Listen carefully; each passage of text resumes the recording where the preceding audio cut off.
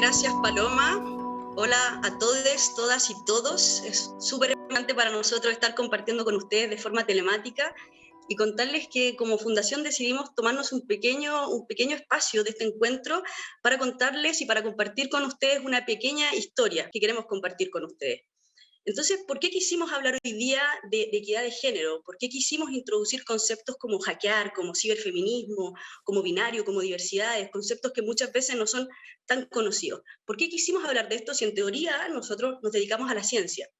Y nuestra respuesta es porque si queremos empezar a escarbar en la realidad, si queremos intentar comprenderla, para comunicarla, es necesario que la miremos en todas sus complejidades y con todas sus capas. Entonces, como les decía, si bien nos dedicamos y nos especializamos en ciencia y tecnología, creemos que la comunicación del conocimiento necesariamente se tiene que hacer cargo de las temáticas y de los diferentes fenómenos sociales que influencian y que finalmente determinan al conocimiento que se produce. No da lo mismo quién crea una idea, no da lo mismo bajo qué condiciones creó esa idea, no da lo mismo las limitaciones o los obstáculos que tuvo que encontrar una persona. Y ahí nos damos cuenta que la equidad de género, el tema de la perspectiva de género, es algo transversal a la sociedad, a cualquier disciplina a la que nosotros nos dediquemos, y en particular el tema de la comunicación, la equidad de género tiene que ser un elemento absolutamente presente. Entonces, como equipo empezamos a pensar en esto y empezamos a ver que en el ecosistema de ciencia, tecnología, conocimiento e innovación existía una gran brecha. Ya sabemos que vamos a tardar más de 100 años en romper esta brecha, ¿cierto?, que nos divide en materia de género, y nos dimos cuenta que teníamos que hacer algo, que queríamos hacer algo. No sabíamos qué ni cómo, pero queríamos participar en ese cambio.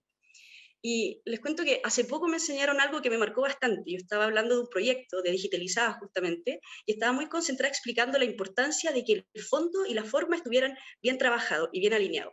Y ahí me pararon en seco. Me dijeron: Fernanda, ese es un pensamiento binario. ¿Y por qué? Claro, es porque estamos acostumbrados a simplificar las cosas, a ver solo forma y fondo. Pero ¿qué pasa con otros elementos que están al centro o interactuando con la forma y el fondo? ¿Qué pasa con la gestión? ¿Qué pasa con la intención? ¿Qué pasa con la agencia? ¿Qué pasa con el método? Entonces, cuando simplificamos mucho la realidad, no logramos comprenderla, no logramos comprender que está en un contexto social del que nos tenemos que hacer cargo, y esa es la primera reflexión que nosotros hicimos para incorporar la perspectiva de género y trabajar un viaje que Nicolás les va a contar y que termina hoy día con este encuentro de digitalizadas. Así que, Nico, tú nos cuentas. Sí, bien. Gracias, Feña. Efectivamente, nosotros, bueno, como me sumo al sentimiento, estamos súper contentos de poder llevar adelante este evento, pero también de poder contarles brevemente esta pequeña historia, esta institución que es la Fundación Encuentros del Futuro, que hace más de 4 años, que viene empujando y impulsando cuestiones relacionadas a la divulgación científica, como organizadores de Congreso Futuro y como asesores de contenido y editorial de un montón de instituciones también. Nos vimos afectados, por así decirlo, o interpretados por estas brechas de género. Este mundo, bueno, que hemos discutido durante todo el día, donde pareciera que lo virtual está replicando abiertamente las malas prácticas que tenemos en el mundo real. Considerando que el futuro y el presente cada vez están más juntos, nosotros nos sentimos la necesidad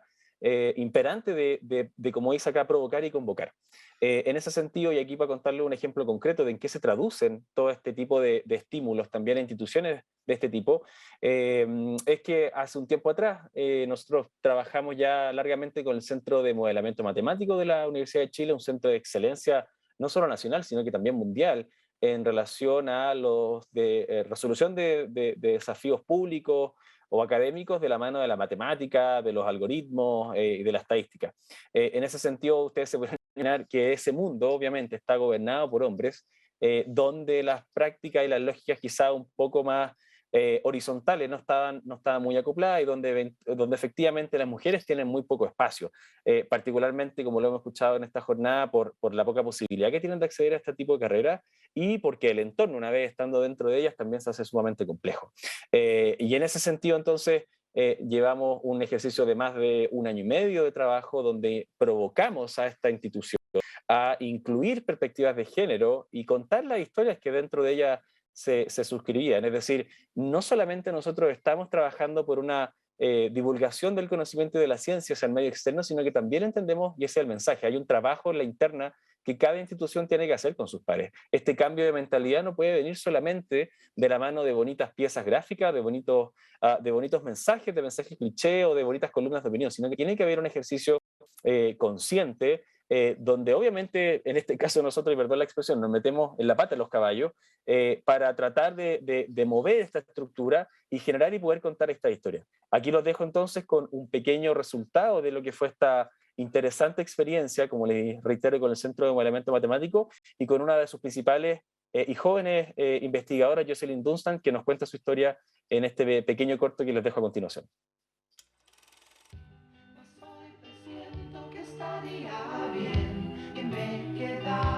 Cuando escuchaba esta canción, porque yo nací en el 85 y estaba Pancho Puelma y esta canción como será un ingeniero, dice mi abuelo, que yo la odio. Entonces yo le decía a mi mamá, ¿tú te imaginas alguna vez que yo iba a hacer física? Y me decía, no sé, yo quería que fuera sanita. Pero si tú escucháis la canción, es horrible porque es como puras profesiones de hombre. O sea, sí ingeniero, sí arquitecto, y si es una niña que cumpla mis sueños, nada más. Ahí está. Súper interesante, súper fuerte igual lo que nos contaba Jocelyn. Y en ese sentido, todas estas historias que fuimos recogiendo, hoy día el que quiera verlas puede acceder al Instagram del Centro de Modelamiento Matemático y seguir un poco el tracking de todas estas cápsulas que armamos, donde básicamente contamos la experiencia y lo difícil que tiene del camino que recorren estas investigadoras, pero también de la manera en que instituciones como esta, al alero de conversaciones, no solo con nosotros, sino que también con su casa central, la Universidad de Chile, y con el resto del ecosistema de ciencia y tecnología del país, también van avanzando hacia lugares comunes donde nos podamos encontrar. En un segundo orden de cosas, nosotros también empezamos hace un tiempo atrás con el apoyo, el desarrollo y la construcción, al alero, por supuesto, del Ministerio de Ciencia, particularmente la Subsecretaría de Ciencia, de la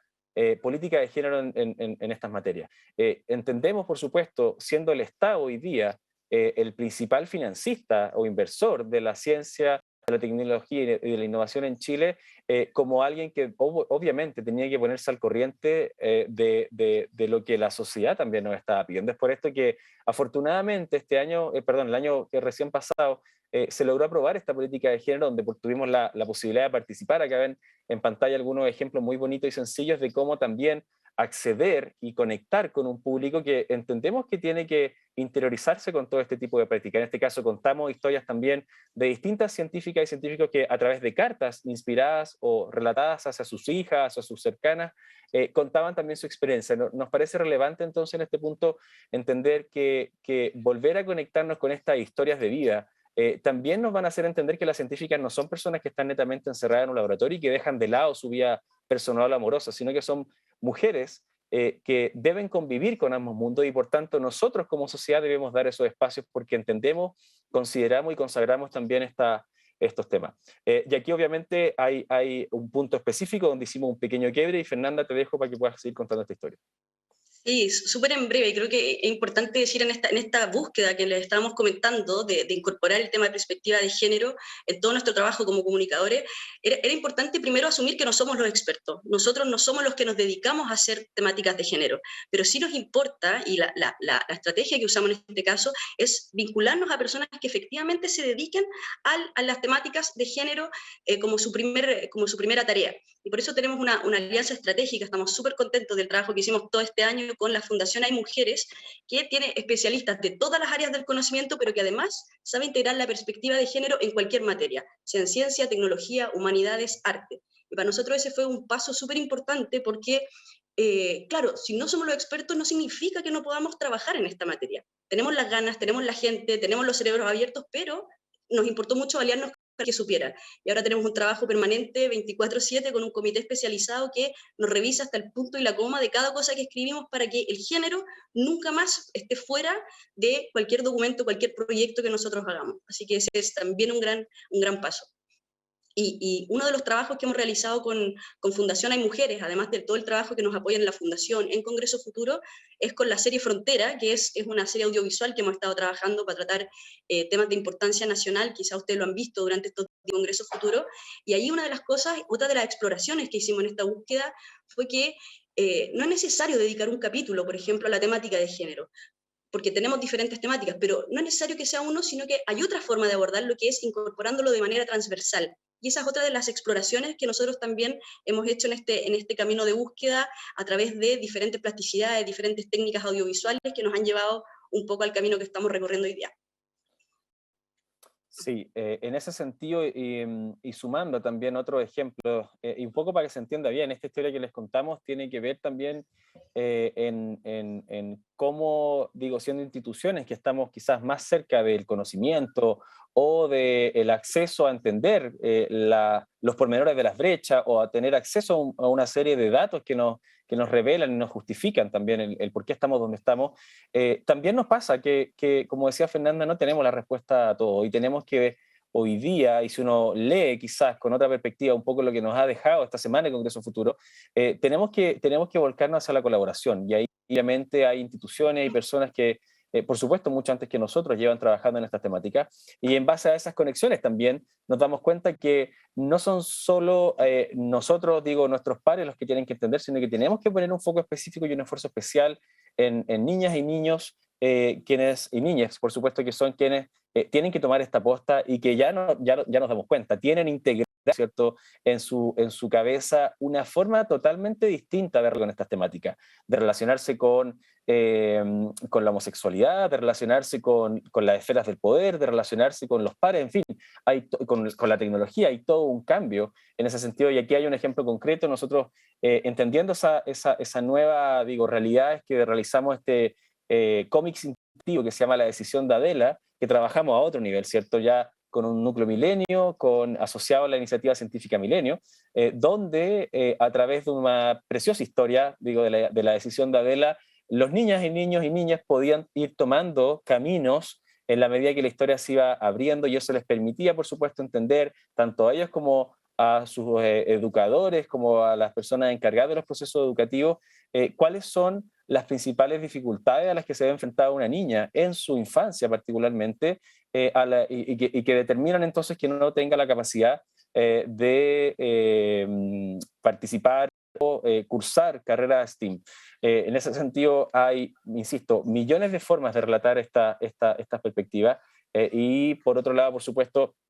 y entendiendo rápidamente lo que nosotros hemos visto en Congreso Futuro, lo decíamos hace un tiempo, Congreso Futuro hoy día tiene la posibilidad de tener esta paridad en la cantidad de hombres y de mujeres, no porque sea una casualidad, sino porque la organización tiene que invitar a cerca de 7 mujeres versus un hombre para poder tener una cantidad paritaria, simplemente en el número, y entendiendo nosotros ya hace muchos años que el número no es solamente lo importante, lo decía Fernanda, tiene que haber una manera en que logremos interiorizar transversalmente esta disciplina y estos enfoques, es que por tanto les cuento que claro, en el caso del Congreso, si bien hay un esfuerzo específico, también vemos los resultados. Si ustedes se dan cuenta de este año de Congreso Futuro, las conversaciones no han sido solo de lo que está en la punta de la lanza, en la vanguardia de la innovación, sino que también en cómo una forma quizás más amorosa, una forma más empática, una forma más cálida de afrontar los problemas desde una perspectiva femenina, de una perspectiva que valora a la persona y que valora al otro en su ser, complejo y completo, nos ayuda también a encontrar acuerdos que habitualmente no estábamos habituados a ver. Y eso nos lleva, por supuesto, a proyectos como el que estamos viviendo hoy en día. Lo que les decía Nico, eso de aproximarse a ciertas cosas desde como la ternura, desde algo más amable, es una de las posibilidades. Y también tenemos otra, que es lo que tratamos de hacer hoy día con este experimento, que es digitalizada. Si se fijan, el trabajo que se hace con Congreso Futuro tiene un formato que se ha consolidado durante todos los años, pero hoy día quisimos un poco romper ese esquema, empezar con otro tipo de abertura, tener una presencia artística mucho más fuerte, explorar otros códigos que quizá pudieran convocar a una audiencia que antes no se sentía, digamos, representada por lo que estábamos haciendo. Entonces hay una exploración ahí, y hoy día vemos que el resultado es que podemos convocar a artistas, a especialistas en inteligencia artificial, a expertas en derechos humanos, a activistas, a personas de diferentes mundos a transmitir un solo mensaje, que es que queremos equidad de género en todos los espacios. Es posible explorar diferentes metodologías, es posible explorar diferentes formas de transmitir mensajes, y creemos que digitalizada es la amalgama, al final la ensalada que mezcla esto y que nos permite hoy día reunir a voces tan distintas como las que nos han acompañado. Así es. Entonces, en conclusión, yo creo que el mensaje que queremos dejarles es básicamente que, si bien nuestra fundación la consideramos una institución viva, que por supuesto se ve afectada y se ve impactada por todos los cambios y por todas las transiciones que estamos viviendo como sociedad, particularmente en Chile. Por tanto, el mensaje ahí obviamente es claro, que creemos que hoy día es difícil creer que todo lo que está escrito, que todo se escribe en piedra, que no tengamos la capacidad de adaptarnos y movernos. Yo creo que cada institución hoy día debe recoger esta enseñanza y debe intentar de distintas maneras, ¿cierto?, de la forma que le acomode, integrarse a toda esta nueva perspectiva, esta nueva forma de convivir. Que por supuesto es el lema de nosotros, pero que también nos habla no tan solo de los efectos de una pandemia, sino que también de todos los cambios profundos a los que estamos sujetos hoy día. Y como fundación, insisto, no tenemos las respuestas y seguimos totalmente abiertos y dispuestos a aprender, a asociarnos, a comprender y a seguir valorando y quizás ganando un poco del tiempo perdido de estos últimos 30, 40 o 50 años en el que hemos estado en un letargo, particularmente en Chile, donde las discusiones de política, las discusiones de economía, las discusiones quizás más profundas de una sociedad han quedado relegadas a distintos planos, y por tanto la invitación aquí es súper clara, a interiorizarse, a hacerse parte de estas discusiones, porque, insisto, nos parece sumamente relevante poder hacer y pasar rápidamente esta transición. Me parece relevante para efectivamente llegar a tener una sociedad mucho más equitativa.